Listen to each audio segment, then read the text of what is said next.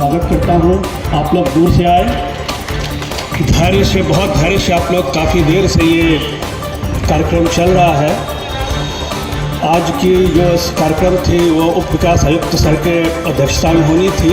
उनकी कतिपय व्यस्तताओं के कारण कुछ देर हम लोग इंतज़ार किया और आपको थोड़ा सा इंतज़ार करना पड़ा। कृषि की बात, कृषि मेला की जब बात करते हैं तो मेला शब्द हमको हमारी सांस्कृतिक विरासत से मिला है। मेला जब कहते हैं तो हमारे मन में क्या पिक्चर उभरती है, हमारे मनों वही चीज़ हम फिर से आगे आपके पास लेकर है। कृषि मेला कृषि से संबंधित सारी चीज़ों को एक सिंगल विंडो, सिंगल रूप पे आपके सामने लाया। जिस तरह बिहार एक कृषि प्रधान राज्य है, अगर ये कहना अतिशयोक्ति नहीं होगा कि बिहार में कृषि जो है उसकी अर्थव्यवस्था की रीढ़ है, उसी तरह कृषि की रीढ़ अगर बैकबोन के आने से अगर उसको अगर सामान्य भाषा में कहें तो घंटों का काम मिनटों में हो रहा है। और आधुनिक कृषि का जो स्वरूप आपके सामने है उसमें कृषि यांत्रिकरण की एक महती भूमिका है।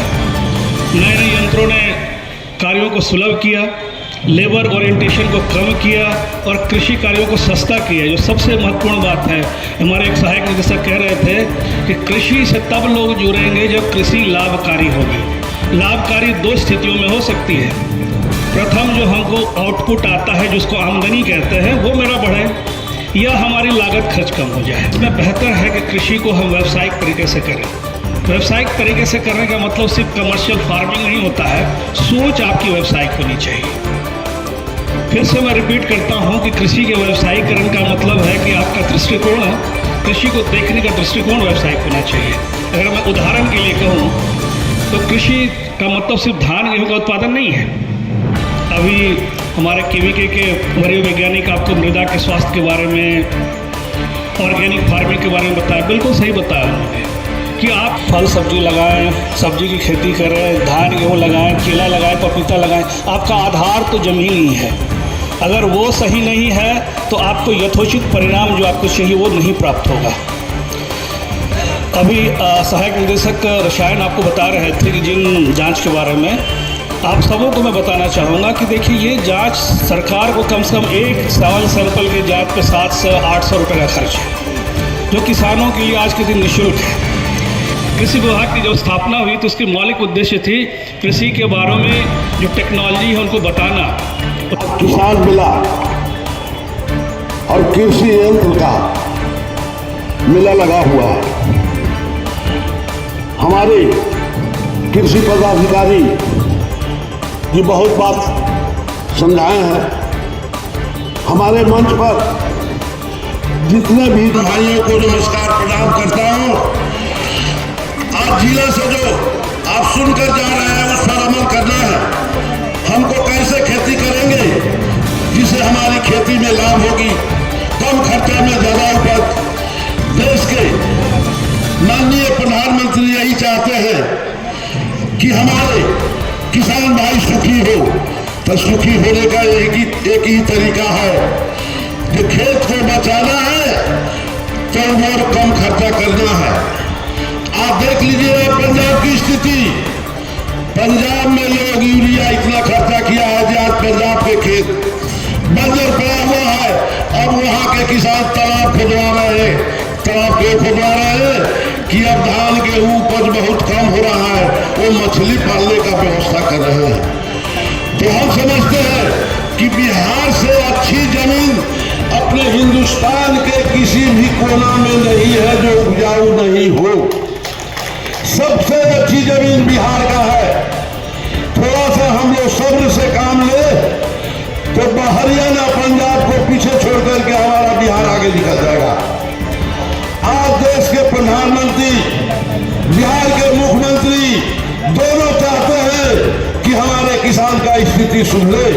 तो सुनेगा तब जब हम लोग लागत कम लगाए, खेत में यूरिया का यूज न के बराबर करें, तब ये हम लोगों की खेत भी सुरक्षित रहेगी। खेत को हम लोग देहात में खेत कहते हैं, लेकिन वह धरती माता है। धरती माता को कष्ट होगा तो आपको भी कष्ट होगा। जैसे हमारे आपके माँ है, माँ को अगर कष्ट कोई संतान देता है तो संतान को भी कष्ट होता है। तो धरती हमारी माँ है, इसलिए इसका मान सम्मान बढ़ाने के लिए वो उर्वरक कम खर्च करे। जैसे हमारे जिला कृषि पदाधिकारी साहब ने बताया कि आप जानवर बेचिए, 2-2, 3-3 नफा है। अगर गौ पालते हैं, भैंस पालते हैं, तो उससे आप दूध निकालते हैं, अपने परिवार में भी खाते हैं। अगर उससे ज्यादा होता है तो बाजार में बेचते हैं, तो उसे भी आमदनी होता है। तीसरे का सबसे बेनिफिट होगा, जो उसका गोबर होगा, मूत्र होगा, वो आपके खेत में जाएगा तो बहुत ज्यादा उपज होगा और कीड़ा भी कम लगेगा और स्वास्थ्य पर भी कोई असर नहीं पड़ेगा। हम समझते हैं कि हम लोग बहुत पुराने लोग तो नहीं है, लेकिन हम लोग भी छोटा मोटा किसान का बेटा है। हम लोग भी देखते थे बच्चे में कि हम लोगों के परिवार के पिताजी, बाबा जी, दादाजी सब लोग गोबर का यूज करते थे। उस समय यूरिया बाहर से आता था, विदेश से आता था, पोलैंड से आता था। एकमात्र बिहार में जिस समय झारखंड नहीं बना हुआ था, सिंदरी में एक कारखाना था यूरिया का, लोग बहुत कम यूज करते थे यूरिया का। देखिए उस समय कितने स्वस्थ थे लोग, कई आदमी बीमार पड़ते थे। आज हम समझते हैं कि घर में अगर 5 आदमी है तो उसमें 4 आदमी जरूर बीमार है, एक आदमी मुश्किल से ठीक होंगे। क्यों? आज हम लोगों की खान पान की गड़बड़ी है। देखते हैं किसान को, हमारे किसान भाइयों, किसान गार्जियन, बगल में अगर कोई 2 किलो कट्ठा यूरिया छिटा तो देखते हैं उसका बड़ा हरा पौधा हो गया तो उन लोग कल जाएगा तो उसमें 4 किलो कट्ठा छीटेगा। 4 कट्ठा छीटेगा तो उसका कल परसों का बड़ा अच्छा देखने लगता है, लेकिन उसमें क्या आपको हानि होने जा रहा है? 2 चीज का आपका हानि हो रहा है।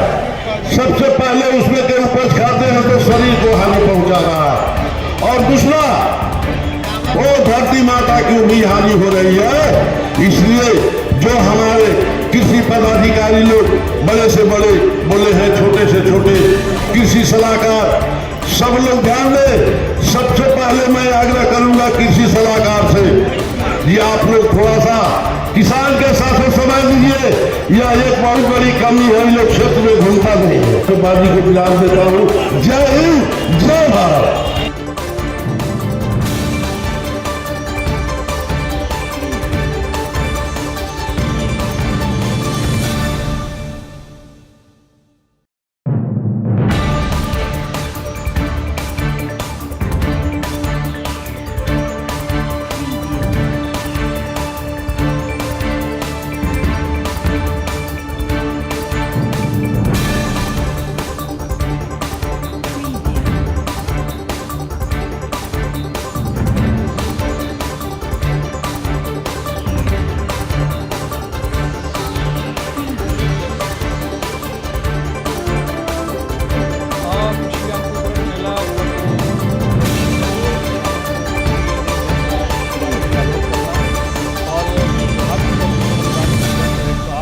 आज के दिन अनुदान प्राप्त हो रहा है, तो उनको जिनको परमिट जनरेट हुआ है वो अपने पसंद के ब्रांड और कंपनी का वो आइडेंटिफाई भी कर सकते हैं और आज वो देश की जागरूक भी हो सकते हैं।